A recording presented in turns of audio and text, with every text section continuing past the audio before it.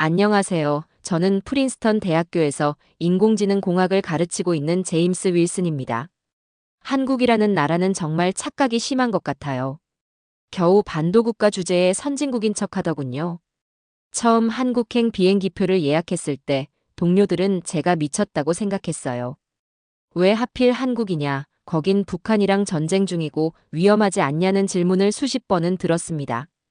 아내 에밀리는 스탠포드 대학에서 응용물리학을 연구하는 교수인데 국제학회에 초청받아 어쩔 수 없이 서울에 가게 되었어요. 우리는 1살 된 아들 노아를 데려가야 한다는 것이 가장 큰 부담이었습니다.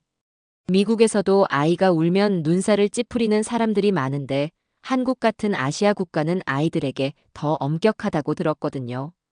정말 솔직히 말하자면 한국은 기술적으로 미국보다 최소 20년은 뒤처져 있을 거라고 생각했어요. 삼성이나 현대 같은 회사들은 결국 미국 기술을 베끼는 수준이고 인터넷이나 대중교통도 형편없을 거라고 확신했습니다.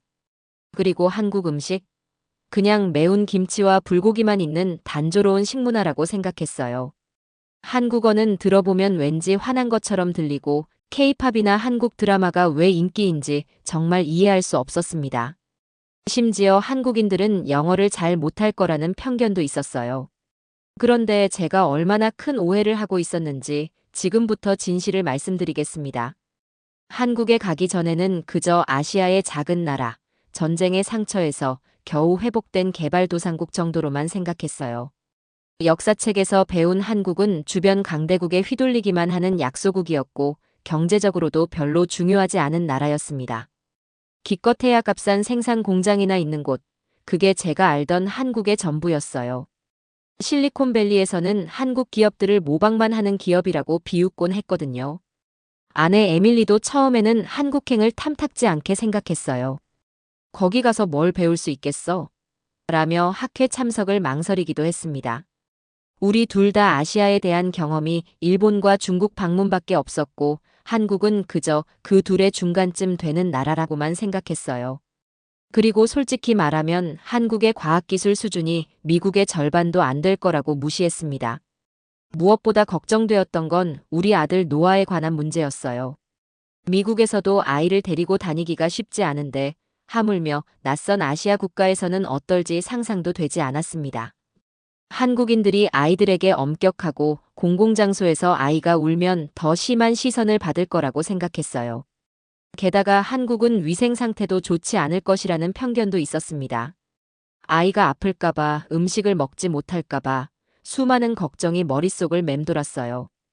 여러분의 구독과 좋아요, 그리고 댓글 응원은 제게 큰 힘이 됩니다. 앞으로 제가 경험한 충격적인 한국의 실체를 하나씩 공개할 테니 끝까지 지켜봐 주세요. 지금부터 미국 대학 교수가 본 진짜 대한민국의 모습, 저와 함께 들여다보시죠. 인천공항에 도착했을 때 첫 충격을 받았습니다. 세계 최고 수준의 공항이라는 말이 과장이 아니었어요. 입국장에서 출국까지 가는 길에 로봇이 안내를 해주는 모습에 노아도 눈을 동그랗게 뜨더군요. 미국의 JFK나 LAX 공항에서는 상상도 할 수 없는 깔끔함과 효율성이 눈에 띄었습니다. 특히 놀라웠던 건 입국 절차의 신속함이었어요. 미국에서는 몇 시간씩 줄을 서서 기다려야 하는데 여기서는 30분 만에 모든 절차가 끝났습니다. 그런데 진짜 충격은 그 다음이었어요. 서울로 가기 위해 KTX라는 고속열차를 타게 되었는데 이게 정말 믿기지 않았습니다. 미국의 암트랙과는 비교도 안 되는 최첨단 시스템이었어요. 열차가 시속 305km로 달린다는데 미국에서는 상상조차 할 수 없는 속도였습니다. 그런데 기차 안에서 정말 끔찍한 일이 벌어졌어요. 노아가 갑자기 보채기 시작했고 점점 울음소리가 커졌습니다. 아내와 저는 식은땀을 흘리며 아이를 달래보려 했지만 소용이 없었어요. 미국에서라면 이런 상황에서 사람들이 노골적으로 짜증을 내거나 자리를 피하곤 합니다. 그래서 저는 주변 승객들의 반응을 살피며 불안해하고 있었어요. 하지만 정말 예상 밖의 일이 벌어졌습니다. 옆자리에 앉아있던 한국인 여성이 미소를 지으며 다가와 도움을 주겠다고 했어요. 그녀는 노아를 위해 준비해온 간식을 나눠주며 아이를 달래기 시작했습니다. 더 놀라운 건 그 여성뿐만 아니라 주변의 다른 승객들도 모두 이해심 많은 표정으로 우리를 바라봤다는 거예요. 누구 하나 짜증을 내거나 불평하는 사람이 없었습니다. 그 상황에서 한 노인분이 다가와 노아의 손을 잡아주며 달래주셨어요. 아이가 금방 울음을 그치고 그 할아버지의 안경을 만지작거리며 웃기 시작했습니다. 기차 승무원도 특별히 따뜻한 물과 음료를 가져다 주며 도움을 주었어요. 제가 미안하다고 말하자 승무원은 아이들은 울 수도 있는 거예요. 걱정하지 마세요 라고 영어로 친절하게 대답했습니다. 그 순간 제 마음속에 있던 편견의 벽이 조금씩 허물어지기 시작했어요.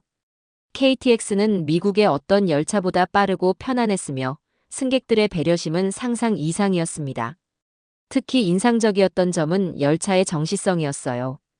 정확히 예정된 시간에 출발하고 도착하는 모습이 마치 스위스 시계처럼 정확했습니다. 미국에서는 열차가 1시간 지연되는 것도 일상인데 한국의 고속철도는 1분 단위로 운행됐어요. 게다가 기차 안의 인터넷 속도는 미국 대학 연구실보다 빨랐습니다. 저는 노트북을 열어 이메일을 확인하려다가 다운로드 속도에 또 한 번 충격을 받았어요. 그 순간 저는 생각했습니다. 미국에서 한국을 어떻게 생각하고 있는지, 그리고 실제 한국의 모습이 얼마나 다른지에 대해서요. 우리가 얼마나 오만하게 다른 나라들을 판단하고 있었는지 부끄러워졌습니다. 서울로 향하는 그 KTX 안에서 저는 제 인식이 완전히 바뀌어 가고 있음을 느꼈어요. 서울에 도착했을 때 저는 완전히 다른 세상에 온 것 같은 기분이었습니다. 마치 시간여행을 해서 미래로 온 듯한 느낌이었어요. 저희가 묵기로 한 호텔로 가는 길에 보이는 도시 풍경은 상상했던 것과 너무나 달랐습니다. 깔끔하게 정리된 거리, 첨단 빌딩들, 그리고 어디서나 볼 수 있는 디지털 정보 스크린이 시선을 사로잡았어요. 특히 놀라웠던 것은 버스 정류장에 설치된 스마트 쉘터라는 시스템이었습니다. 미세먼지 농도를 실시간으로 측정하여 자동으로 공기를 정화하는 기능이 있다고 들었어요. 이런 기술은 실리콘밸리에서도 아직 상용화되지 않은 수준이었습니다. 저는 인공지능을 연구하는 교수지만 서울의 디지털 인프라는 저조차 놀라게 했어요. 호텔에 체크인하고 방에 들어가자마자 또 한 번 깜짝 놀랐습니다. 객실 내부의 모든 것이 스마트폰으로 제어 가능했고 심지어 화장실의 비대 기능도 앱으로 조절할 수 있었어요. 미국의 최고급 호텔에서도 보지 못한 수준의 기술이었습니다. 저녁에는 근처 식당에 가보기로 했는데 그곳에서 또 하나의 혁신을 목격했어요. 테이블에 내장된 태블릿으로 주문을 하고 로봇이 음식을 서빙하는 시스템이었습니다. 더 놀라운 건 이게 특별한 식당이 아니라 일반적인 동네 식당이었다는 점이에요. 한국의 일상에 첨단 기술이 얼마나 자연스럽게 녹아들어 있는지 실감했습니다. 다음 날 아침, 저는 호텔 근처 카페에서 한국의 인터넷 속도를 직접 체험해 보기로 했어요. 전 세계 인터넷 속도 1위라는 걸 들어는 봤지만 실제로 느껴보니 차원이 달랐습니다. 미국 프린스턴 대학의 연구실보다 더 빠른 속도로 데이터를 다운로드 받을 수 있었어요. 평균 다운로드 속도가 무려 초당 1GB를 넘는다고 하더군요. 카페에 앉아 노트북을 열고 대용량 연구 자료를 다운로드했는데 믿을 수 없을 정도로 빨랐습니다. 미국이었다면 몇 시간 걸릴 용량이 단 몇 분 만에 완료되었어요. 카페 직원에게 이런 인터넷 속도가 일반적인지 물어봤더니 오히려 여기는 속도가 좀 느린 편이라고 답했습니다. 그 말을 듣는 순간 미국의 디지털 인프라가 얼마나 뒤처져 있는지 실감했어요. 특히 인상적이었던 건 한국의 디지털 트윈 시스템에 관한 이야기였습니다. 서울시는 도시 전체를 3D로 가상화해서 교통, 재난, 환경 관리에 활용하고 있다고 해요.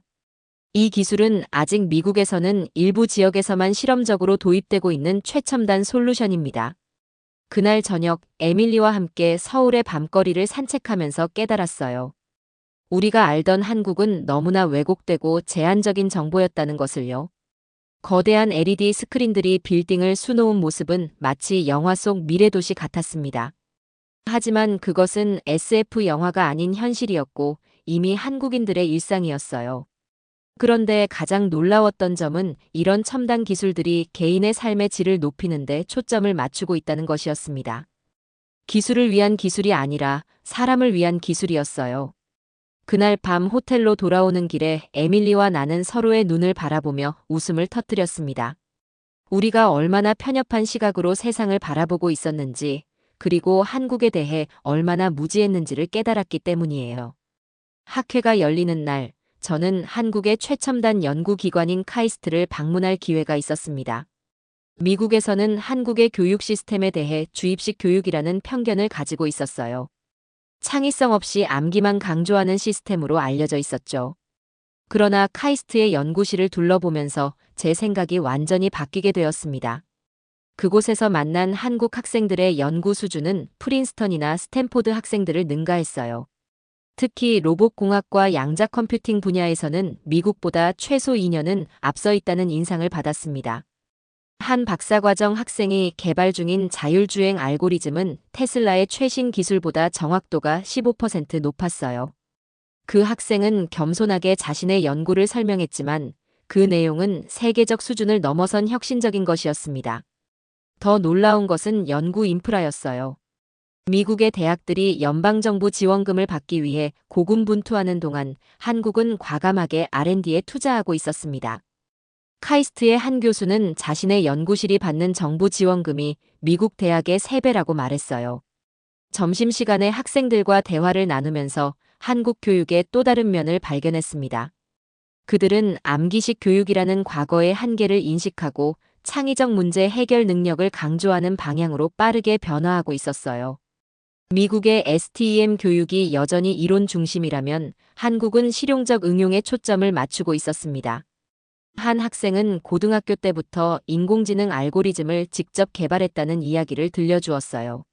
미국에서는 대학원생 수준의 연구를 이미 10대 때부터 시작했다는 사실이 충격적이었습니다. 한국의 고등학생들이 참여하는 R&D 프로그램에 대해 들었어요. 일반 고등학생들이 대학 교수와 함께 실제 연구 프로젝트에 참여하는 시스템이었습니다. 미국에서는 상위 0.1%의 학생들만이 접할 수 있는 기회를 한국에서는 훨씬 더 많은 학생들이 경험하고 있었어요. 그날 오후 학회에서 한국 연구진들의 발표를 들으면서 더욱 놀라웠습니다. 그들이 발표하는 연구 성과는 단순히 서구 이론을 따라가는 것이 아닌 완전히 새로운 패러다임을 제시하는 것이었어요. 특히 배터리 기술 분야에서는 한국 연구진이 세계를 선도하고 있었습니다. 리튬 황 배터리 개발에 성공한 한국 연구팀의 발표는 학회의 하이라이트였어요. 이 기술은 전기차의 주행거리를 현재보다 70% 이상 늘릴 수 있는 혁신적인 성과였습니다. 미국 기업들이 아직 실험실 단계에서 연구하고 있는 기술을 한국은 이미 상용화 직전까지 발전시켰다는 사실이 놀라웠어요. 저녁에 열린 환영 만찬에서 한국 교육부 장관과 대화할 기회가 있었습니다. 그는 한국이 단순히 교육 성과를 높이는 것을 넘어 학생들의 행복과 창의성을 중시하는 방향으로 변화하고 있다고 설명했어요. 행복 교육이라는 새로운 패러다임을 추구하고 있었고, 이는 미국이 벤치마킹해야 할 모델이라고 생각했습니다. 그날 밤 호텔로 돌아오는 길에 에밀리와 함께 우리가 알던 한국 교육에 대한 편견을 다시 생각해 보았어요. 우리는 너무나 오랫동안 서구 중심적 시각으로 세상을 바라보고 있었다는 것을 인정할 수밖에 없었습니다. 한국의 교육 시스템은 더 이상 따라가는 자가 아닌 이끄는 자로 변모해 있었고 세계가 배워야 할 모델이 되어 있었어요. 그리고 그 중심에는 교육을 국가의 최우선 과제로 삼고 미래를 위해 과감하게 투자하는 한국인들의 철학이 있었습니다.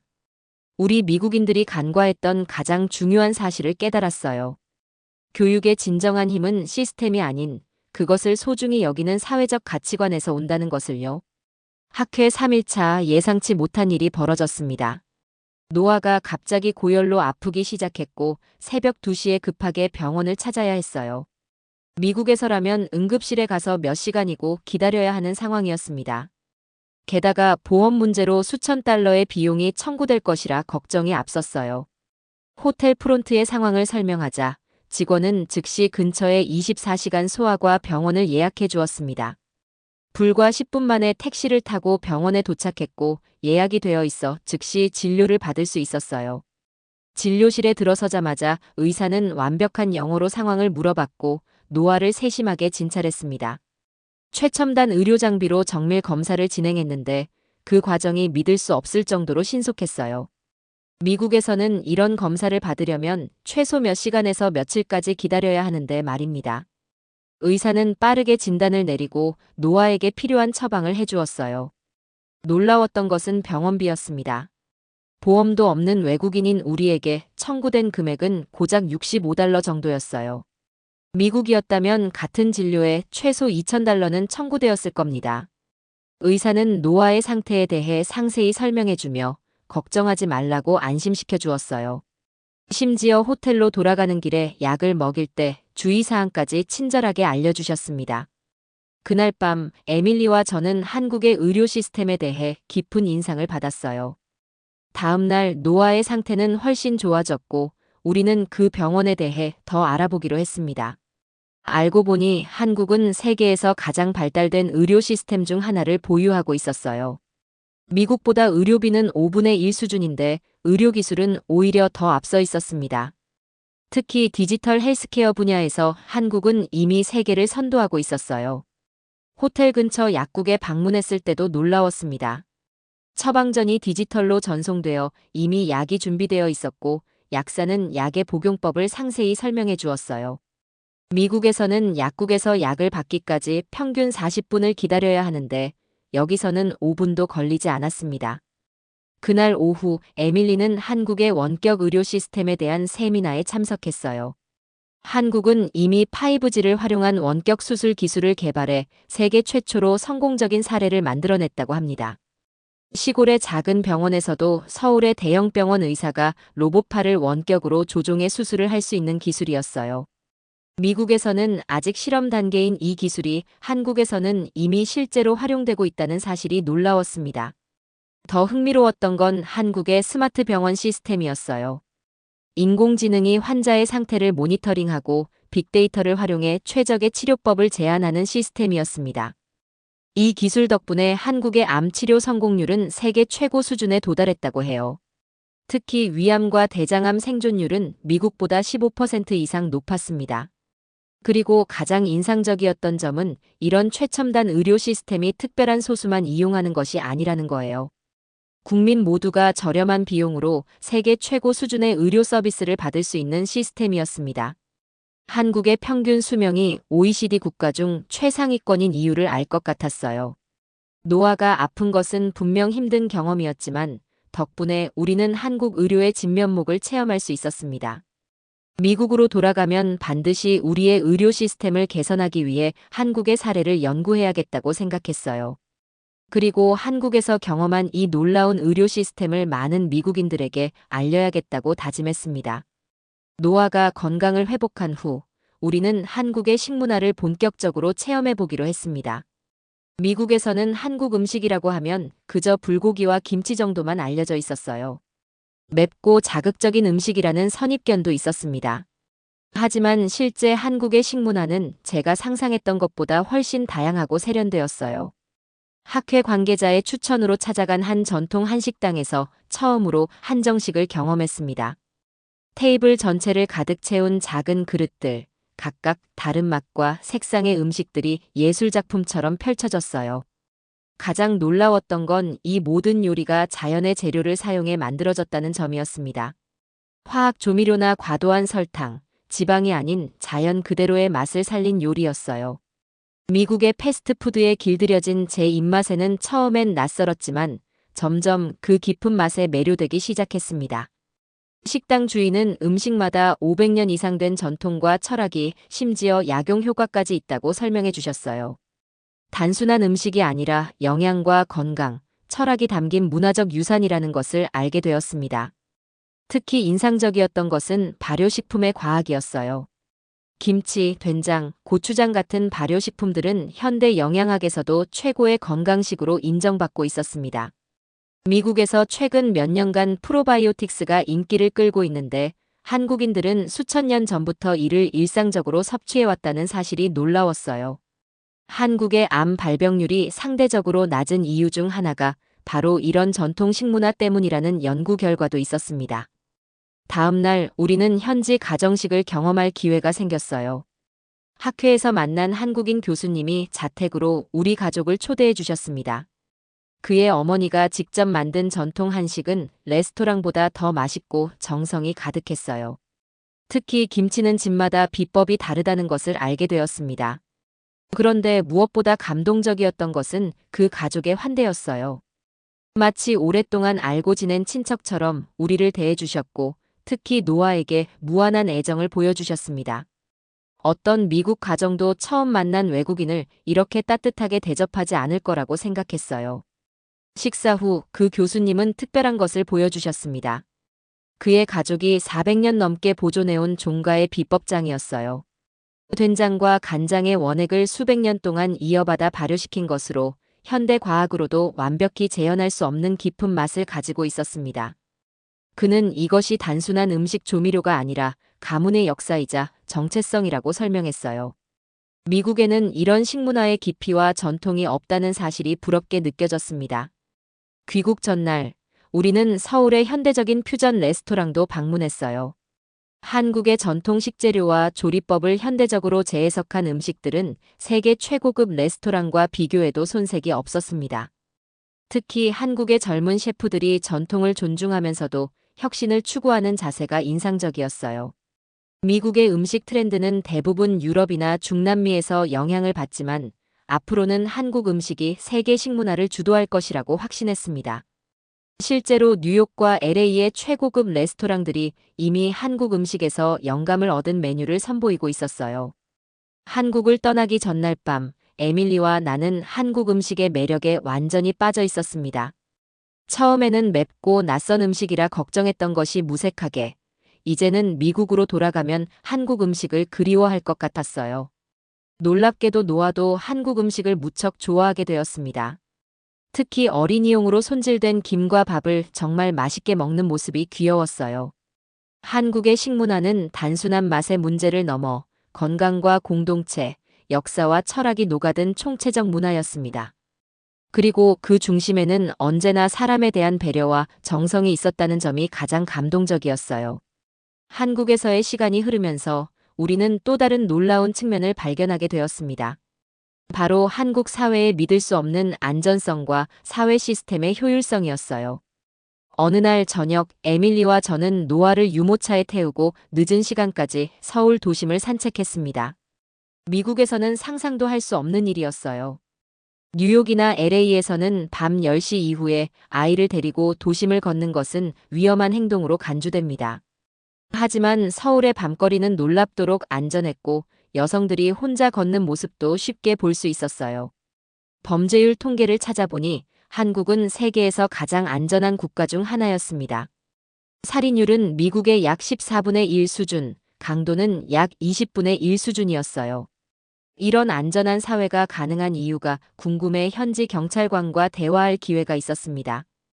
그가 설명하길 한국의 CCTV 시스템과 AI 기반 범죄 예방 시스템이 세계 최고 수준이라고 했어요.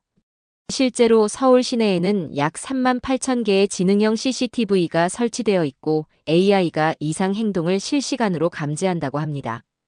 그런데 더 놀라운 것은 이런 감시 시스템이 시민들의 불편함 없이 자연스럽게 작동한다는 점이었어요. 미국에서는 프라이버시 침해 논란으로 불가능한 수준의 사회 안전망이 구축되어 있었습니다. 또 하나 인상적이었던 것은 분실물 처리 시스템이었어요. 학회 중에 제 지갑을 택시에 두고 내린 일이 있었습니다. 미국이었다면 되찾을 가능성이 거의 없었겠지만 한국에서는 다른 이야기였어요.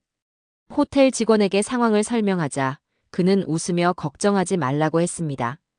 실제로 다음 날 아침 택시기사가 직접 호텔까지 제 지갑을 가져다 주었어요. 그것도 내용물이 하나도 빠짐없이 온전한 상태로 말입니다. 이 경험은 미국인인 저에게 문화적 충격이었어요. 한국의 높은 시민의식과 도덕성은 법적 강제나 감시 시스템만으로는 설명할 수 없는 것이었습니다. 사회적 신뢰와 공동체 의식이 일상에 깊이 뿌리내린 문화였어요. 한국의 또 다른 놀라운 점은 공공 서비스의 효율성이었습니다. 에밀리가 여권을 갱신해야 할 일이 생겨 주한 미국 대사관에 방문했어요. 미국에서라면 여권 갱신이 몇 주가 걸리는 절차지만 대사관 직원은 한국의 행정 시스템을 본받아 24시간 내에 처리해준다고 했습니다. 그는 한국의 행정 시스템이 너무 효율적이라 미국 시스템이 부끄러울 정도라고 말했어요. 실제로 한국인들은 주민등록증 발급, 운전면허 갱신, 심지어 세금 신고까지 모바일로 몇 분 안에 처리한다고 합니다. 미국에서는 이런 절차가 몇 시간, 때로는 며칠이 걸리는 현실이 부끄러워졌어요.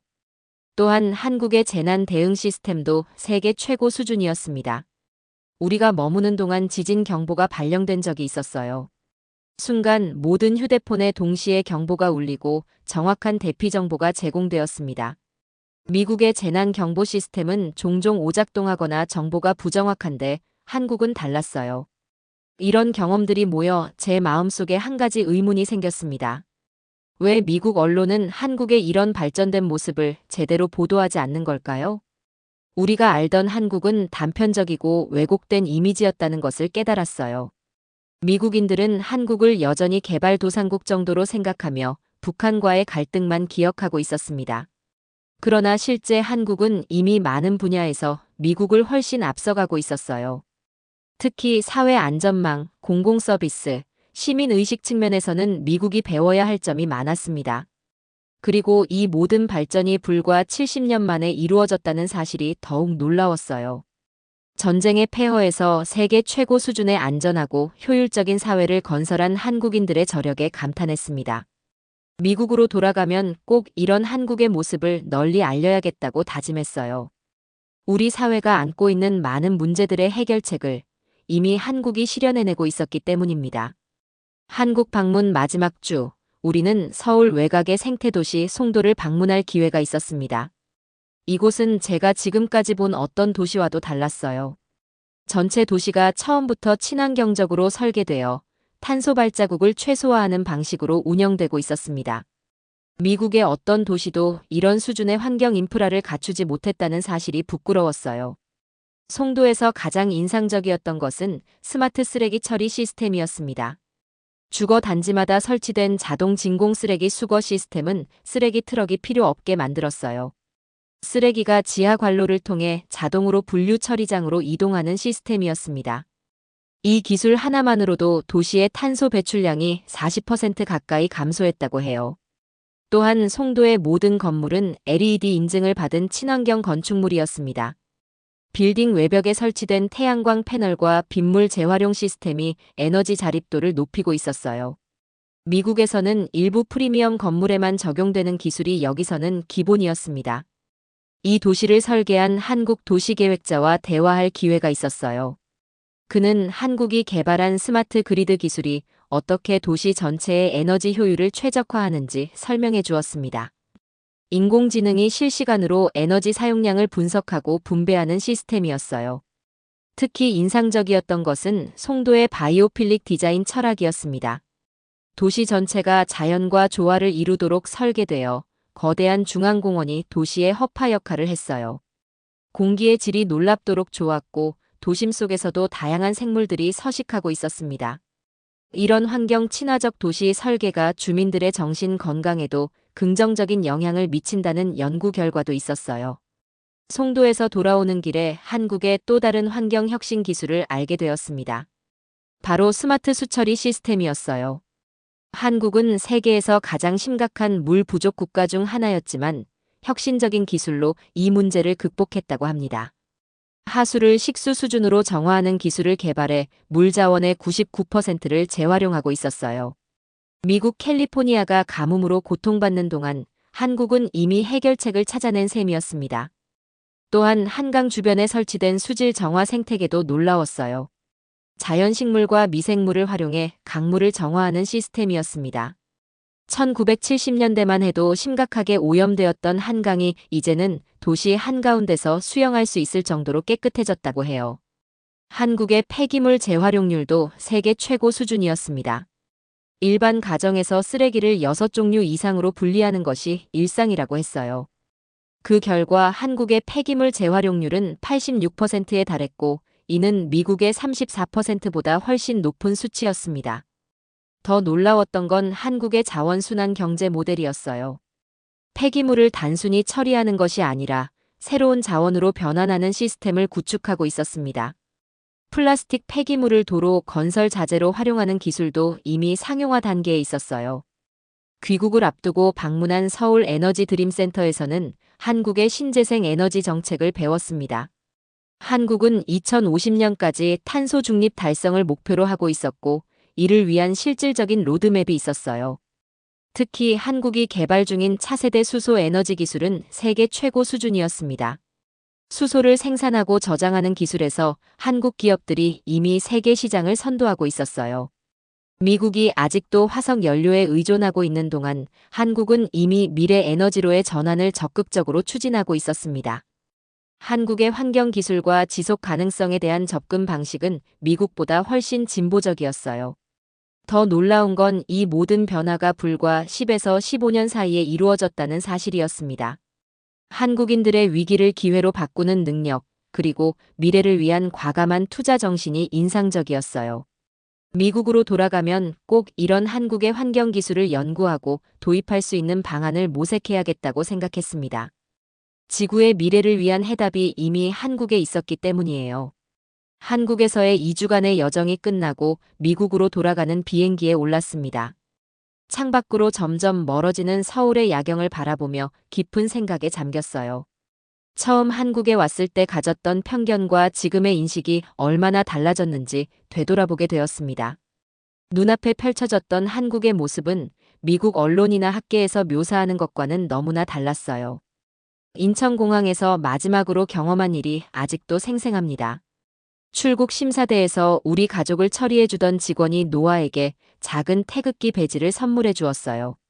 그는 미소를 지으며 꼭 다시 한국을 방문해달라고 말했습니다. 그 따뜻한 작별 인사가 한국에서의 모든 경험을 상징하는 것 같았어요. 비행기 안에서 에밀리와 저는 한국에서의 경험을 정리하며 대화를 나눴습니다. 우리가 발견한 한국의 진짜 모습은 기적이라는 단어로밖에 설명할 수 없었어요. 70년 전 전쟁의 폐허에서 세계 최고 수준의 기술 강국으로 성장한 나라였습니다. 그러나 단순한 경제적 성공을 넘어 인간 중심의 발전을 이룬 점이 가장 인상적이었어요. 첨단 기술이 사람들의 삶의 질을 높이는 방향으로 발전한 나라였습니다. 안전하고 효율적이며 깨끗하고 교육 수준이 높은 사회를 만들어낸 국가였어요. 그리고 그 바탕에는 공동체 의식과 미래를 향한 뚜렷한 비전이 있었습니다. 미국으로 돌아가는 비행기에서 저는 제 연구실에서 진행 중인 AI 프로젝트에 대해 다시 생각해 보았어요. 지금까지 우리는 기술 자체에만 집중했지, 그것이 사회에 어떤 영향을 미칠지는 깊이 고민하지 않았습니다. 한국에서 본 기술과 인간의 조화로운 공존 모델은 제 연구 방향을 완전히 바꿔놓았어요. 귀국 후 첫 번째 강의에서 저는 학생들에게 한국에서의 경험을 공유했습니다. 미국 최고 대학의 학생들조차 한국의 현실에 대해 거의 알지 못했다는 사실이 충격적이었어요. 그들은 여전히 한국을 삼성과 현대의 나라 정도로만 인식하고 있었습니다. 저는 한국의 디지털 인프라, 의료 시스템, 교육의 혁신성에 대해 상세히 설명했어요. 학생들의 눈에서 놀라움과 호기심을 읽을 수 있었습니다. 특히 한국의 디지털 트윈 도시 관리 시스템과 바이오 헬스케어 기술에 많은 관심을 보였어요. 그 이후 제 연구실에서는 한국의 대학들과 공동 연구를 시작했습니다. 기존에는 항상 유럽이나 일본 연구진과만 협력했었는데 이제는 패러다임이 바뀌었어요. 놀랍게도 한국 연구팀은 우리가 몇 년간 해결하지 못했던 알고리즘 문제를 단 몇 주 만에 해결해냈습니다. 그들의 접근 방식은 완전히 달랐고 그 창의성에 모두가 감탄했어요. 에밀리도 자신의 물리학 분야에서 한국 연구진들과 협력을 시작했습니다. 특히 양자 컴퓨팅 분야에서 한국 과학자들의 혁신적인 접근법에 큰 감명을 받았어요. 지금은 스탠포드와 서울대 사이에 정규 교환 프로그램을 만드는 프로젝트를 진행 중입니다. 그리고 가장 큰 변화는 우리 아들 노아에게 일어났어요. 귀국 후 노아는 계속해서 한국이라는 단어를 말하기 시작했습니다. 이제 2살이 된 그는 한국에서 배운 몇 가지 한국어 단어를 사용하기도 해요. 우리는 노아가 자라면서 세계를 더 넓은 시각으로 볼 수 있도록 한국어를 배우게 할 계획입니다. 에밀리와 저는 미국의 일방적인 세계관에서 벗어나 노아에게 진정한 글로벌 시민으로 성장할 기회를 주고 싶어요. 지금 우리 가족은 내년 여름 다시 한국을 방문할 계획을 세우고 있습니다. 이번에는 서울을 넘어 부산, 제주도 등 한국의 다양한 지역을 탐험할 예정이에요. 제가 이 이야기를 공유하는 이유는 우리가 얼마나 쉽게 다른 문화에 대한 편견을 갖는지 보여주고 싶었기 때문입니다. 한국에 대한 제 인식이 완전히 바뀌었듯이 여러분도 어쩌면 다른 나라에 대한 편견을 가지고 있을지 모르겠어요. 세상은 우리가 생각하는 것보다 훨씬 더 다양하고 놀라운 곳입니다. 그리고 때로는 가장 큰 지혜와 혁신이 우리가 미처 주목하지 않았던 곳에서 나오기도 해요. 마지막으로 한국 여러분의 나라를 방문할 기회가 있다면 꼭 여러분의 채널을 구독하고 좋아요 버튼을 눌러주세요. 여러분의 나라가 세계에 보여준 기적의 한미국인 가족이 얼마나 감동받았는지 이 이야기가 널리 알려졌으면 합니다. 감사합니다, 한국. 당신의 미래가 더욱 빛날 것이라 확신합니다.